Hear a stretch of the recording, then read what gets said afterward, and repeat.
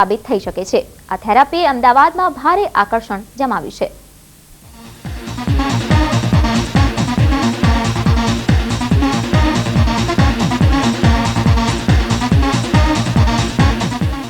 સૂર્યપ્રકાશ એ પૃથ્વી પર રહેતા દરેક સજીવ માટે એનર્જીના સ્ત્રોત સમાન છે।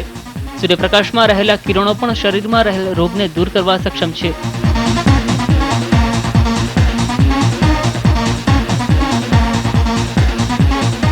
પરંતુ બદલાયેલી લાઇફસ્ટાઇલના કારણે લોકો સૂર્યના મહત્વને ભૂલી ગયા છે। ત્યારે સૂર્યના કિરણોને હવે મશીન દ્વારા આપવામાં આવી રહ્યા છે, જેને કહેવાય છે સેરાજમ થેરાપી।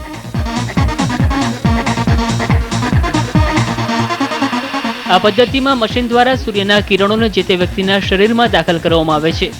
સેરાજમ થેરાપીના જાણકાર આ પદ્ધતિથી કોઈ પણ રોગ દૂર થાય છે તેવો દાવો પણ કરી રહ્યા છે।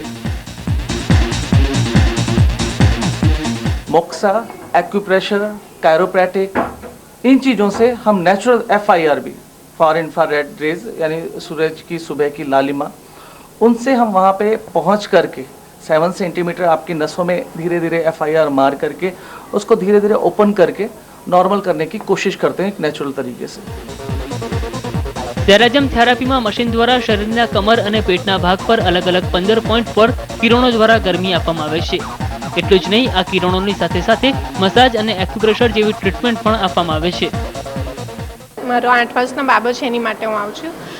એને શું તમે આપણે સારી એજ આપી શકીએ અને ભવિષ્યમાં ક્યારે પણ કોઈ તકલીફ ના રહે એની માટે આવું છું। મને એસિડિટી, બીપી અને છાતીમાં દુખાવાની તકલીફ હતી, સેરાજમ લેવાથી મટી ગઈ છે અને સેરાજમ લેવાથી એકદમ હું તંદુરસ્ત થયો છું અને મારા માથાના વાળ બી એકદમ બ્લેક થતા જાય છે। એટલે સેરાજમ લેવાથી ઘણો ફાયદો થાય છે। સમગ્ર જીવસૃષ્ટિ માટે સૂર્યના કિરણો અતિ મહત્વના છે।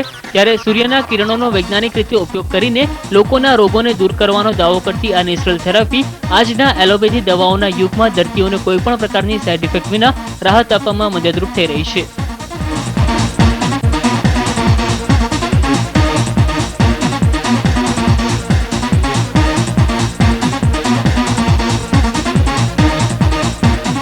સાયન્સની પ્રગતિથી રોજ નીત નવી શોધો થતી રહે છે। ત્યાં જ સેરાજમ થેરાપીએ લોકોમાં ભારે આકર્ષણ જમાવ્યું છે। તો આગામી સમયમાં દવા ક્યાંય સેરાજમ થેરાપીનો પર્યાય ન બની જાય તો નવાય નહીં। કેમેરામેન ઉર્વિશ સોની સાથે વિધાતા પરમાર, TV9 અમદાવાદ। અમદાવાદના અસારવા વિસ્તારમાં બ્રિજ નીચે દર વર્ષે ભરાતા મેળાની જેમ આ વર્ષે પણ મેળાનું આયોજન થયું હતું।